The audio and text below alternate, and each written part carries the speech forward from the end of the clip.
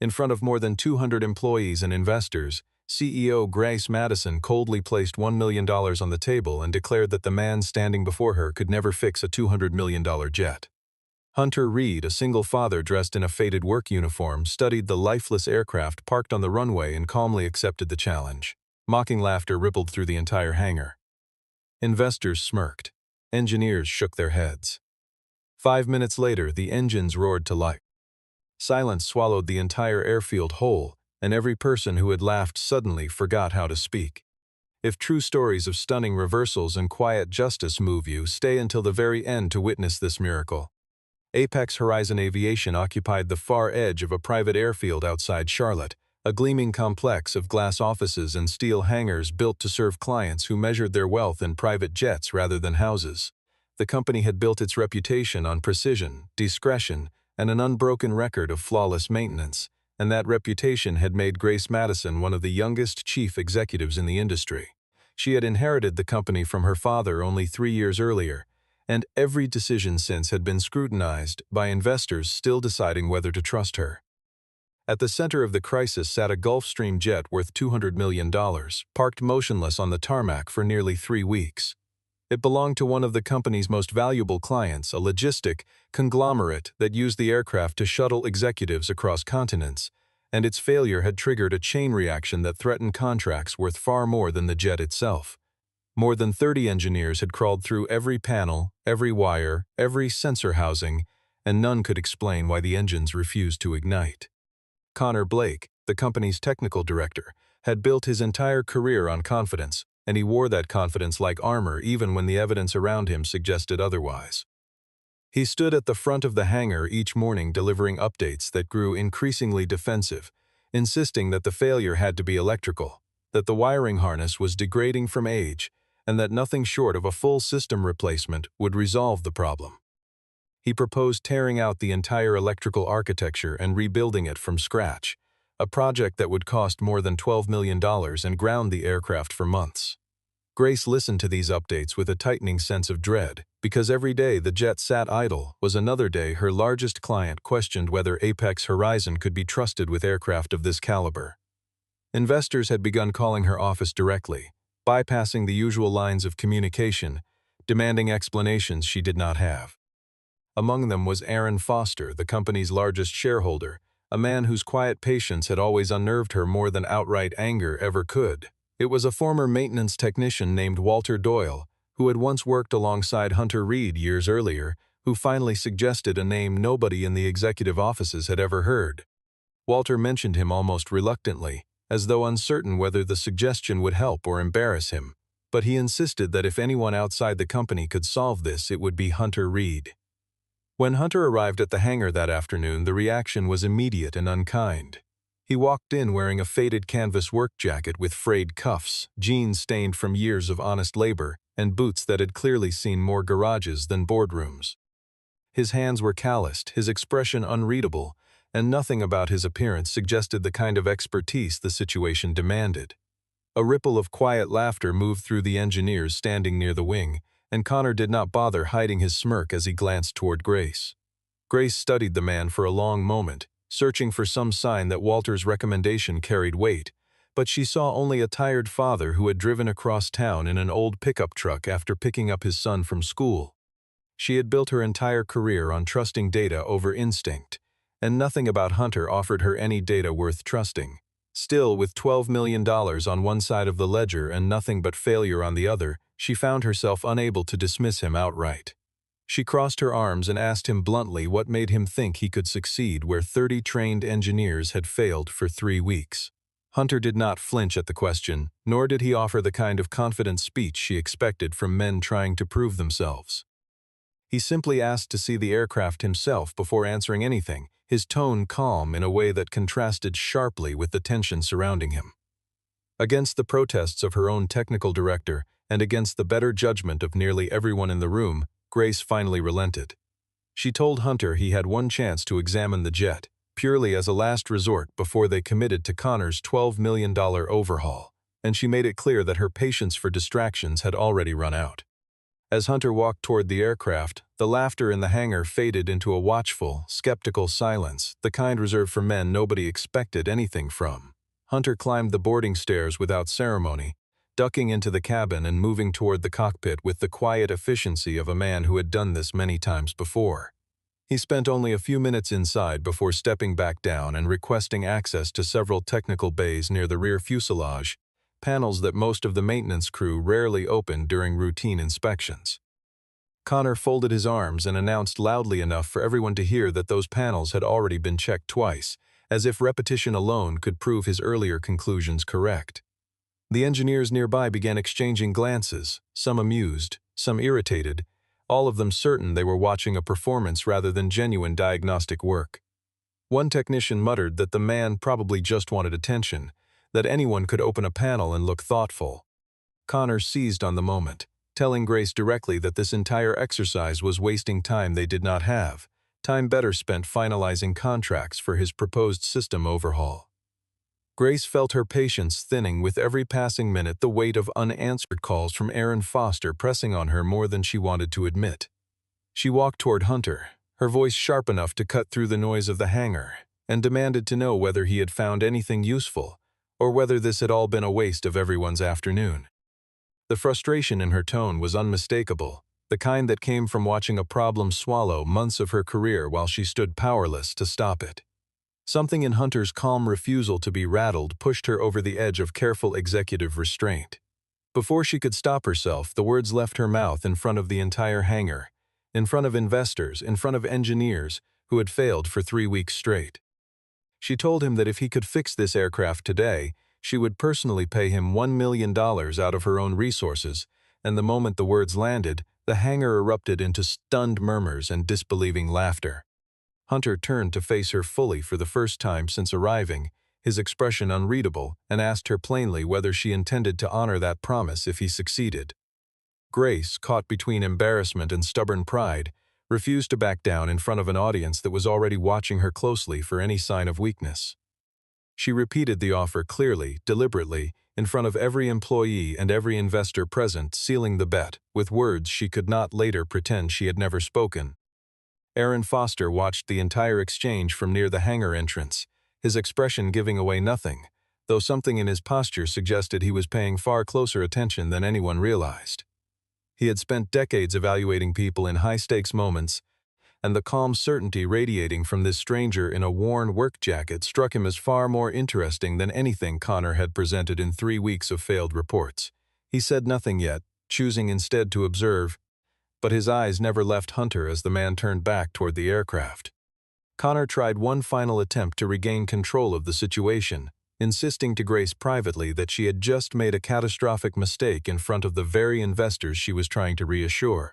He warned her that agreeing to such a public wager with an unverified outsider would damage her credibility regardless of the outcome, and that backing out now would only make things worse. Grace ignored him, her attention fixed entirely on Hunter, who had already begun walking back toward the aircraft with the same unhurried calm he had carried since stepping out of his truck. When Grace asked how long he would need, expecting him to request hours or perhaps the rest of the day to justify the absurdity of the bet she had just made, Hunter's answer landed in the hangar like a quiet detonation. He told her without a trace of bravado that he needed 5 minutes.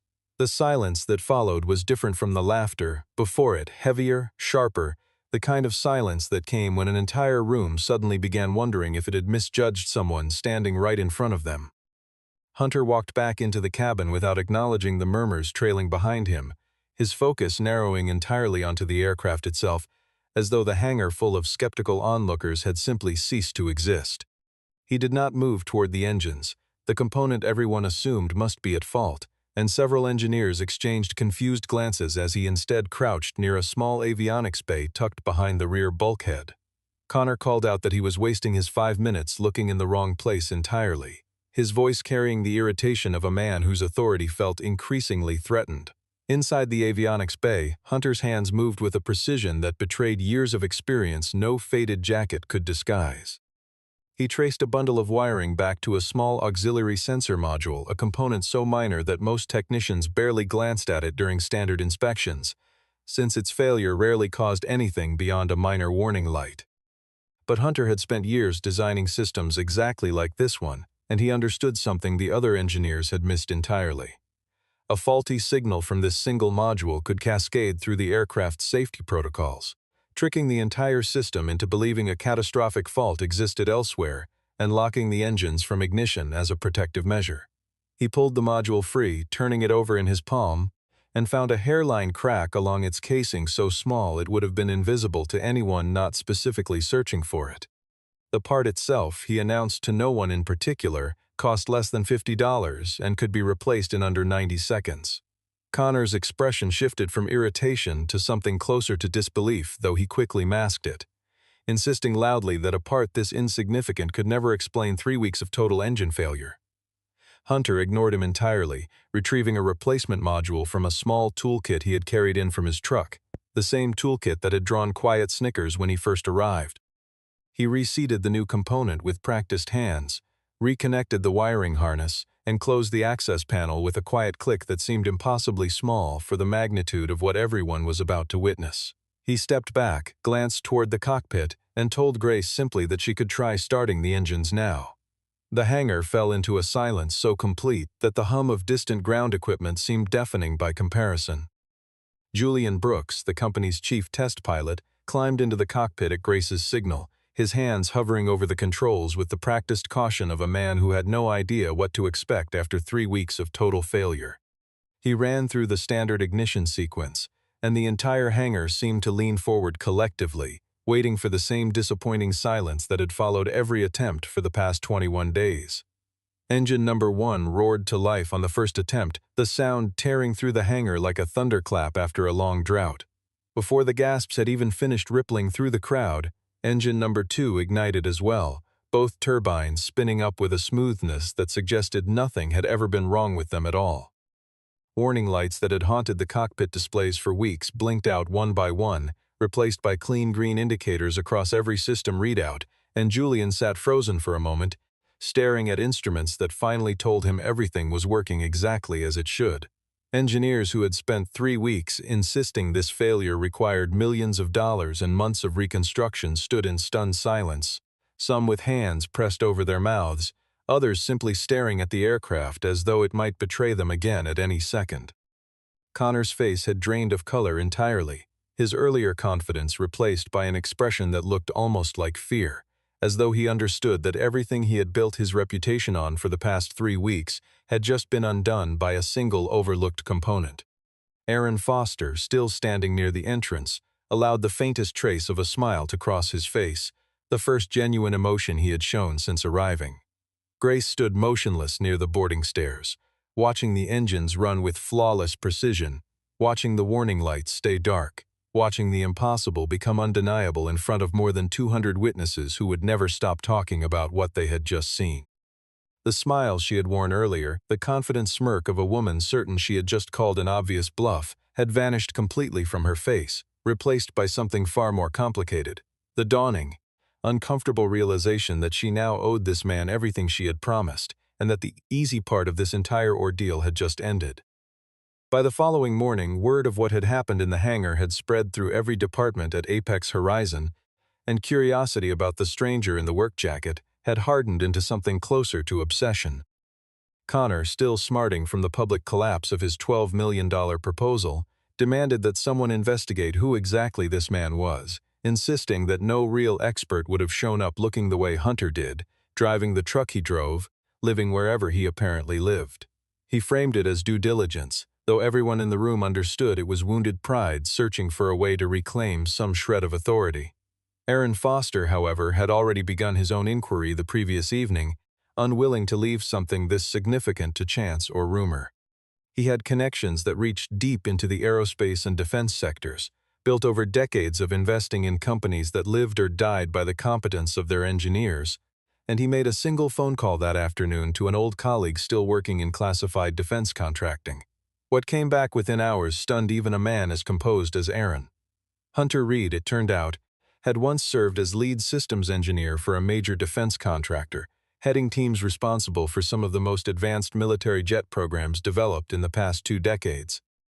His name appeared on dozens of patents related to avionics safety systems, fault detection architecture, and engine ignition sequencing, the very kind of technical territory that had just saved Apex Horizon from a catastrophic and unnecessary overhaul.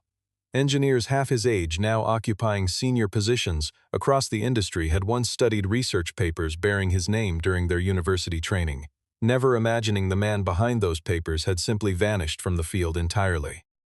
The records showed a sharp, unmistakable break nearly 7 years earlier, a sudden resignation from a career that by every measure had been at its absolute peak. There were no scandals attached to his departure, no controversies, no professional disputes that might explain why a man of this expertise would walk away from a six-figure salary and a position most engineers spent their careers chasing. The silence in his file after that point told its own story, one that required no further investigation once Aaron learned the reason behind it. Hunter's wife, Sarah, had been diagnosed with an aggressive illness during the final year of his most demanding project, and within 18 months she was gone, leaving him alone with a son who had just turned 6 years old. He had resigned from the defense contractor less than a month after the funeral, walking away from patents, prestige, and a career built over 20 years, choosing instead a quiet life that allowed him to be present for school pickups, bedtime stories, and the kind of ordinary days his son needed far more than any inheritance of professional achievement ever could. When this information reached Grace later that afternoon, she sat alone in her office for several minutes, staring at the printed summary Aaron had personally handed her rather than simply forwarding through email. She thought of the laughter that had filled the hangar the day before, the dismissive glances, the assumption that a man's worth could be measured by the condition of his jacket or the age of his truck. She thought of her own quick judgment, made in the same instant as everyone else's, and felt something uncomfortable settle in her chest that had nothing to do with the $1 million she now owed him. Grace had built her entire professional identity around data, credentials, and verifiable performance metrics, trusting numbers over instinct because numbers rarely lied to her the way people sometimes did. Yet here was a man whose credentials dwarfed anyone currently employed at her company, a man who had quietly chosen fatherhood over fame, and she had nearly let her own assumptions cost her one of the most capable engineers in the industry. She did not yet know how she would resolve the standoff brewing among her board members over the $1 million payment. But for the first time since the bet had been made, she found herself looking at Hunter Reed not as an embarrassing liability, but as someone she had badly, perhaps dangerously, underestimated. The board convened the following day in a conference room overlooking the very tarmac where the entire spectacle had unfolded, and the mood inside that room bore no resemblance to the awe that had gripped the hangar 24 hours earlier. Connor, having recovered some of his composure overnight, opened the meeting by reminding everyone present that no formal contract had ever been signed, that the verbal exchange between Grace and Hunter held no legal weight whatsoever, and that the company was under no actual obligation to pay a single dollar of the promised sum. Several board members nodded along as he spoke, relief visible on their faces at the suggestion that this entire embarrassing episode might simply be erased through a technicality. One of the company's attorneys, a sharp woman named Patricia Lowe, confirmed that Connor's assessment held up under standard contract law, since the offer had been made spontaneously without witnesses signing anything, without terms being documented, without the basic legal infrastructure that typically protected companies from exactly this kind of impulsive promise.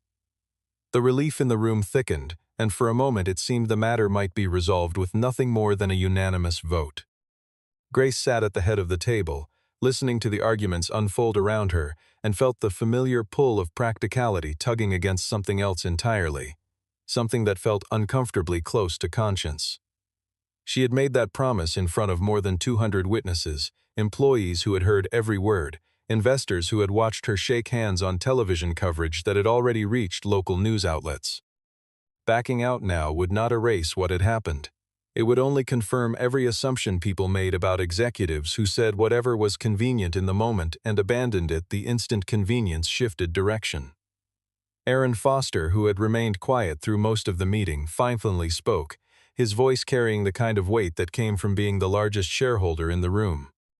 He reminded everyone present that Apex Horizon's entire brand rested on trust, the same trust their clients placed in the company to maintain aircraft worth hundreds of millions of dollars without cutting corners or breaking commitments. He asked the room plainly what message it sent to walk away from a public promise the moment honoring it became inconvenient, especially when the man they intended to stiff had just saved the company from a $12 million mistake born from their own technical director's incompetence. Connor bristled at the remark but said nothing further, recognizing that arguing too forcefully now would only draw more attention to his failures over the preceding 3 weeks. The room fell into uneasy debate, attorneys weighing legal exposure against public relations risk, board members calculating reputational damage against the relief of saving $1 million they felt they had never truly agreed to spend. Grace listened to all of it, torn between the easy path her lawyers were offering and a growing discomfort she could not quite name yet. Word of the board's hesitation reached Hunter before any formal decision had even been finalized, carried by Walter Doyle, who felt obligated to warn the man he had recommended that the company might not honor its word. Hunter received the news standing in his small garage workshop, surrounded by the modest tools of his current trade, and his reaction surprised even Walter, who had expected anger, or at least bitter disappointment. Instead, Hunter simply nodded, his expression calm in a way that suggested this outcome did not shock him in the slightest. He told Walter, in a tone devoid of resentment, that he had grown accustomed to people failing to keep their word once the moment of gratitude had passed, that promises made in public crisis often dissolved the instant the crisis itself was resolved. There was no bitterness in his voice, only a weary familiarity that suggested this was not the first time life had taught him this particular lesson. He thanked Walter for the warning, returned to the engine he had been repairing for a local client before the interruption, and made no further attempt to contact Apex Horizon, choosing instead to simply walk away from the entire situation without a single phone call demanding payment. In the end, the board voted to withhold payment, citing the absence of any formal agreement and framing the decision as fiscally responsible rather than morally questionable. Grace cast her vote alongside the majority, though something in her posture as she raised her hand suggested less conviction than the rest of the room displayed. Connor, emboldened by the outcome, immediately moved to reassert his authority over the aircraft's maintenance, insisting that the temporary fix Hunter had performed needed to be reviewed, documented, and properly integrated into official company protocols before the jet could be cleared for client use again. He assigned his own engineering team to inspect every system Hunter had touched, partly out of genuine procedural caution and partly, everyone suspected, out of a need to reclaim some professional ground after being humiliated in front of the entire hangar.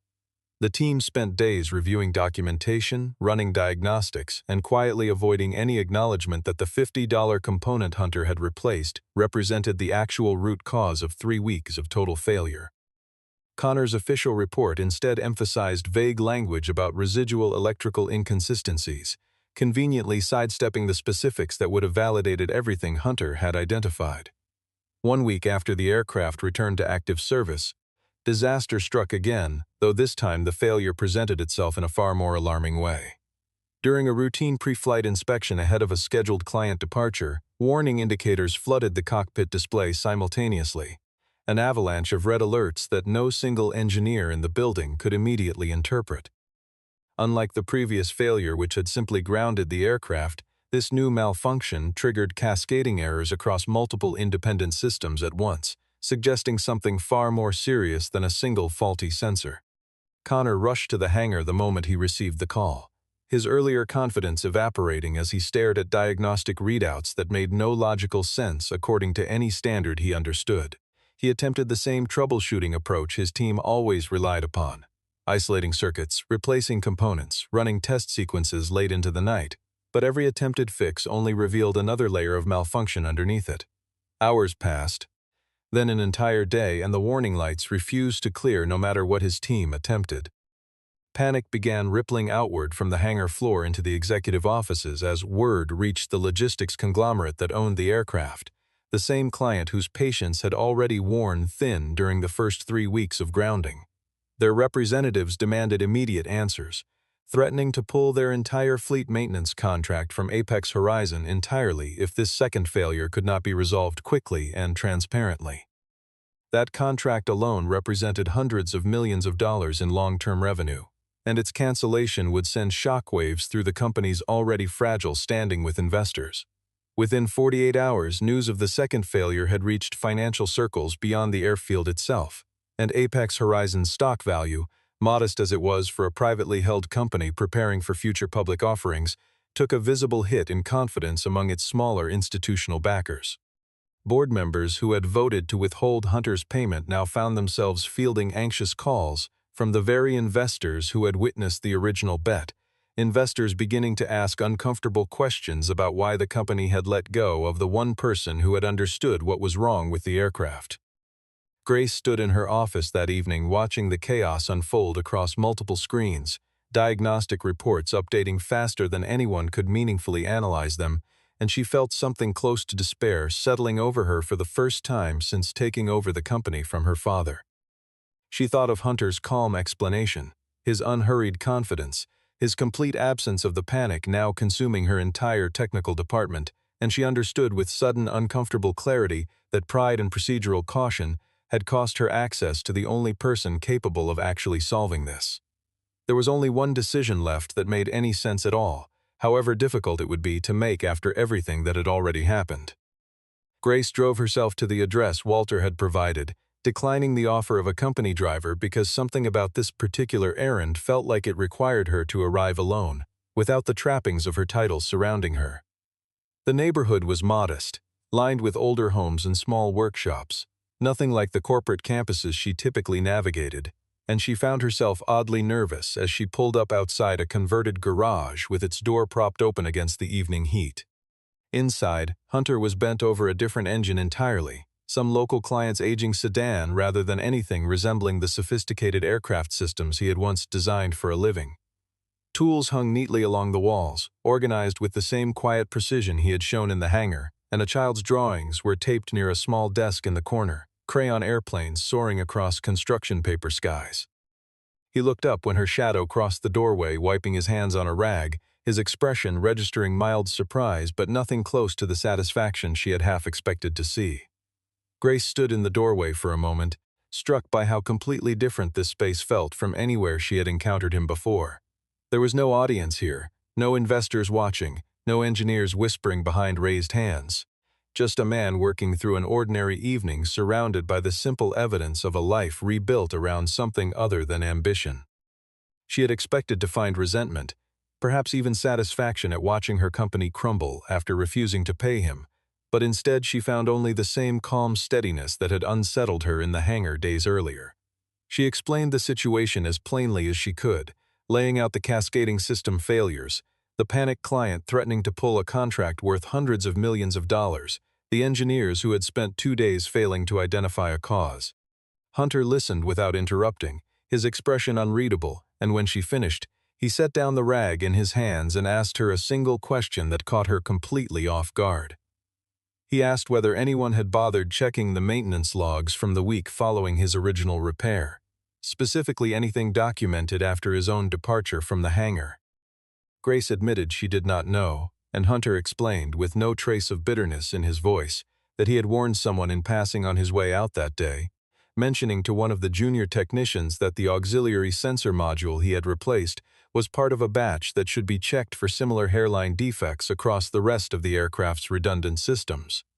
He had assumed someone would pass that warning up the chain, but judging by the chaos she was now describing, it seemed the warning had either been ignored or never reached anyone with the authority to act on it. The implication settled over Grace slowly, heavily, as she realized that whatever caused this second failure might not be some entirely new mystery at all, but rather the predictable consequence of a warning that had been dismissed or buried somewhere within her own organization. She thought immediately of Connor, of his insistence on running his own review without ever fully crediting Hunter's diagnosis, of his vague reports that avoided specifics in ways that now struck her as deliberate, rather than merely defensive. Hunter did not press the point further, nor did he offer to help unprompted, simply waiting with the same patient stillness that had characterized every interaction she'd had with him so far. Grace stood there a moment longer, watching him in this small, unremarkable garage that somehow felt more honest than every conference room she had sat in over the past week, and she understood with sudden, sharpening clarity that the real failure here had never truly belonged to him. It belonged to someone who had let pride override caution, someone who had buried a warning rather than admit that an outsider in a worn jacket had outperformed an entire engineering department in under 5 minutes. Hunter agreed to return to the hangar that night, not as an act of forgiveness but as a practical matter, since the chaos unfolding inside Apex Horizon threatened consequences that extended well beyond his own grievances with the company. Grace drove him back personally, and the silence between them on the way felt different from earlier tension, something closer to cautious understanding than hostility. When they arrived, the hangar was still bathed in harsh work lights. Exhausted engineers slumped against tool carts, Connor pacing near the cockpit access stairs with the frantic energy of a man watching his career unravel in real time. Hunter moved through the aircraft with the same unhurried precision as before, but this time he requested full access to the maintenance logs rather than relying solely on physical inspection. A junior technician, visibly nervous, pulled up the digital records spanning the days following Hunter's original repair, and within minutes Hunter found exactly what he suspected he might. An entry from the day after his departure noted his verbal warning about the batch of auxiliary sensor modules, but the entry had been marked as reviewed and dismissed less than an hour after it was logged, the dismissal authorized under Connor's own credentials. Grace stood beside Hunter as he reviewed the timestamps carefully, her expression hardening with each line that confirmed what he had already told her in the garage. The warning had not simply been overlooked through oversight or miscommunication. It had been actively closed out, buried under a classification that suggested someone had reviewed it and determined it required no further action, despite the obvious risk that an entire batch of defective components might still be installed somewhere in the aircraft's redundant systems. As Hunter continued digging deeper into the logs, a second discovery emerged that complicated the picture even further. Buried within procurement records was a contract renewal for the very electrical overhaul system Connor had originally proposed during the first failure, a $12 million deal with an outside vendor that had quietly moved forward despite the board's decision to table the project after Hunter's initial repair made it unnecessary. The vendor in question, according to public filings Grace pulled up on her phone right there in the hangar, had business ties to a private consulting firm where Connor's brother-in-law held a senior position. The implication hit the room like a physical weight. Connor had not simply made an honest mistake in his initial diagnosis. He had continued pushing for an expensive, unnecessary overhaul even after evidence proved it unnecessary, and he had buried a legitimate safety warning that might have prevented this second crisis, possibly because acknowledging it would have undermined his case for a contract that personally benefited someone close to him. Grace felt something cold settle in her stomach as the pieces clicked into place, anger replacing the exhaustion that had weighed on her for days. She called Aaron Foster immediately, and within the hour he had arrived at the hangar himself, reviewing the logs and the procurement records with the same methodical patience he applied to every major decision affecting his investment. He said little as he read, his jaw tightening almost imperceptibly, and when he finally looked up, his expression carried none of the calm composure that had defined him throughout the entire ordeal. He instructed Grace to convene an emergency session of the board immediately, regardless of the late hour, because what they were looking at went far beyond a simple maintenance failure. Connor, realizing the walls closing in around him, attempted one final defense, insisting that the contract renewal had been a routine procedural matter unrelated to any personal benefit, that the dismissed warning had simply been a clerical oversight buried under the chaos of managing multiple priorities at once. But the timestamps told their own story, and the financial ties were impossible to explain away as coincidence once Aaron's own legal team began cross-referencing the documentation that same night. Before the emergency session had even fully convened, security had already been quietly notified to ensure Connor did not access any further company systems, and by the time the sun rose over the airfield, his employment with Apex Horizon had been suspended pending a full investigation. The relief of exposing Connor's misconduct lasted barely a few hours before a new crisis arrived to replace it. Early the next morning, representatives from the logistics conglomerate that owned the troubled aircraft delivered an ultimatum that left no room for negotiation or delay. They informed Grace directly that unless Apex Horizon could conclusively demonstrate the jet was fully safe and reliable within 48 hours, they would terminate their entire fleet maintenance contract and move their business to a competitor immediately, regardless of any explanations involving internal corporate misconduct. The timeline felt almost cruelly tight given everything that had already unfolded over the preceding days. 48 hours meant identifying every remaining defective component from the same faulty batch, replacing each one without introducing new errors under pressure, and then conducting a full test flight that proved beyond doubt the aircraft could perform flawlessly under real operating conditions. Any single mistake during that window, any oversight born from exhaustion or haste, would not just cost the company this one client, but would likely trigger a broader exodus of confidence among every client watching how this resolved. Grace gathered her remaining engineering staff that morning, explaining the stakes in terms stark enough that nobody in the room mistook the gravity of what they faced. The company's survival, not merely its reputation, hung on the next 2 days, and everyone present understood that failure now would undo whatever goodwill the previous exposure of Connor's misconduct had temporarily earned them. Several engineers, normally confident in their abilities, exchanged uneasy glances, painfully aware that they had already failed to solve smaller versions of this exact problem twice already. The question of Hunter's involvement hung unspoken over the entire meeting, since everyone present knew he was the only person who had successfully diagnosed and resolved any part of this ongoing nightmare. Yet nobody dared assume he would simply return a second time, especially after the company had publicly reneged on its promise to him just days earlier. Grace excused herself from the meeting and drove once more toward the small garage on the edge of town, uncertain whether she would find him willing to help or finished entirely with an organization that had treated him so poorly. She found Hunter exactly where she expected, working through his evening routine with his son seated nearby doing homework at the small desk in the corner. She explained the new ultimatum honestly, telling him plainly that she understood she had no right to ask anything further of him given how the company had behaved, but that hundreds of jobs and the futures of people who had nothing to do with Connor's misconduct now depended on whether this aircraft could be proven safe within 2 days. Hunter listened quietly, glancing briefly toward his son before returning his attention to Grace, and for a long moment he said nothing at all. He was under no obligation to help a company that had broken its word to him in front of 200 witnesses, and every reasonable consideration suggested walking away, returning to the simple, steady life he had rebuilt for himself and his son after losing everything else that once mattered to him professionally. Grace did not push him, did not offer additional money or incentives, recognizing instinctively that this decision had nothing to do with financial compensation and everything to do with whether he believed the effort was worth making at all. After a long silence, Hunter finally spoke, asking only one question that revealed exactly where his priorities had always rested, even during the worst of the company's betrayal.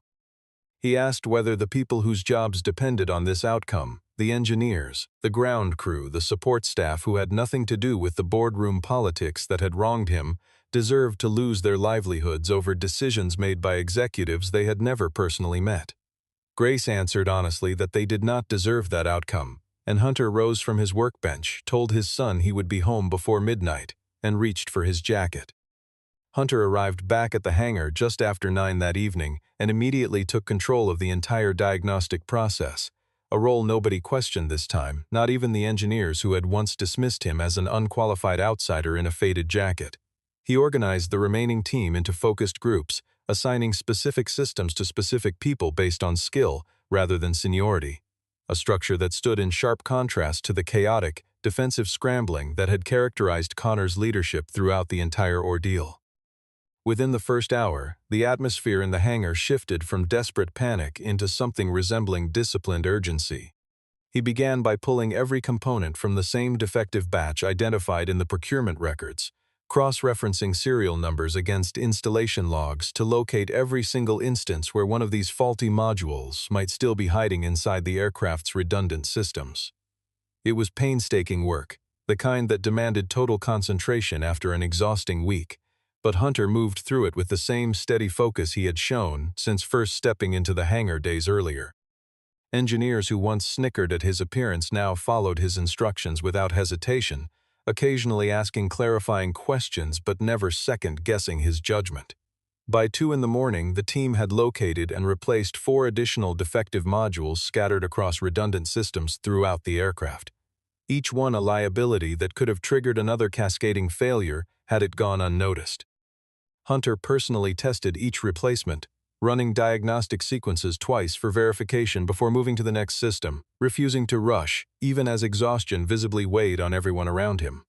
Grace stayed through the entire night, bringing coffee, fielding occasional calls from anxious board members, watching a process unfold that felt less like crisis management and more like careful, deliberate craftsmanship. As dawn approached, Hunter completed a final systems check, walking through every diagnostic readout personally rather than delegating the verification, a thoroughness that left no room for the kind of oversight that had caused the second failure. By sunrise, every indicator across the cockpit display showed clean, consistent green readings, and Hunter declared the aircraft ready for its critical test flight, with a confidence that carried none of the desperate hope everyone else in the hangar was clearly feeling. Julian Brooks climbed into the cockpit shortly after 7 that morning, having gotten almost no sleep himself after volunteering to remain on standby throughout the overnight repairs. He ran through the full pre-flight sequence methodically, watching each system respond exactly as it should, and when he finally taxied the Gulfstream onto the runway, the entire engineering team gathered near the hangar doors to watch, their exhaustion momentarily forgotten beneath the weight of what this single flight would determine. Representatives from the logistics conglomerate stood nearby as well, having flown in personally to witness the demonstration firsthand. The aircraft accelerated down the runway and lifted into the morning sky with a smoothness that drew a collective exhale from everyone watching below. Julian took the jet through a sequence of test maneuvers over the following 90 minutes, pushing systems through stress conditions designed to expose any lingering weakness, and at every stage the aircraft responded flawlessly, without a single warning light, without a single irregular reading.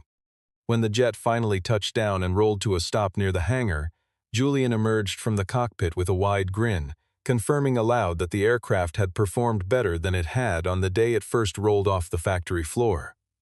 The conglomerate's representatives, having watched the entire flight with skeptical, guarded expressions, finally allowed themselves visible relief as Julian delivered his report directly to them. Within the hour, they confirmed in writing that the maintenance contract would continue, expressing interest in understanding who had led the overnight repair effort that had solved problems their own consultants warned might take months to resolve. As the news spread through the hangar, exhausted engineers who had worked through the entire night without rest erupted into spontaneous applause, the sound rolling across the tarmac as the morning sun climbed higher over the airfield that had nearly lost everything just days before. 3 days later, Grace called a company-wide assembly inside the largest hangar at Apex Horizon, the same space where the original bet had been made in front of jeering engineers and skeptical investors. This time the mood was entirely different, the air thick with anticipation rather than mockery, as every employee gathered to hear what their chief executive had to say after a week that had nearly destroyed the company they all depended on for their livelihoods.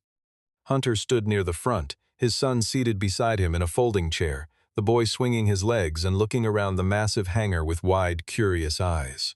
Grace stepped forward and addressed the room without notes, her voice steady despite the weight of what she intended to say. She acknowledged openly, in front of every person present, that she had made a serious mistake in allowing pride and procedural caution to override a promise made before 200 witnesses. She admitted that the company's failure to honor its word had nearly cost them the very expertise that saved their largest contract, and she apologized directly to Hunter, not as a formality but as a genuine acknowledgement of how badly she and her board had misjudged him. She then announced that the company would pay the full $1 million exactly as promised, transferred immediately rather than delayed through further review. Beyond that payment, she revealed the board had unanimously approved an additional offer, a standing consulting position granting Hunter equity in the company alongside influence over future technical decisions, ensuring the kind of institutional blindness that nearly destroyed them could never take root again unchecked. Aaron Foster, standing near the front, added that he personally hoped Hunter would consider a larger leadership role within the technical division, one that would let his expertise shape the company's direction for years, rather than simply responding to crises after they emerged. Hunter listened to all of it with the same calm composure he had carried since the very first day he walked into this hangar, though something in his expression softened slightly as Grace spoke. When it came his turn to respond, he kept his words brief, telling the assembled employees that the money had never truly been what mattered most to him throughout this entire ordeal.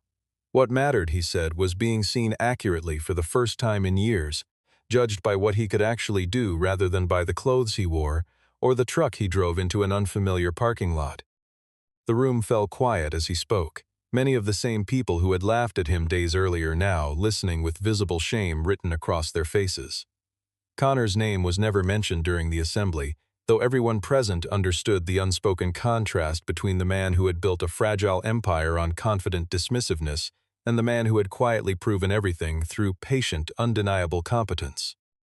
The investigation into Connor's conduct continued separately through proper legal procedures, his reputation already in ruins long before any formal proceedings concluded, a quiet reckoning that needed no further public spectacle to feel complete.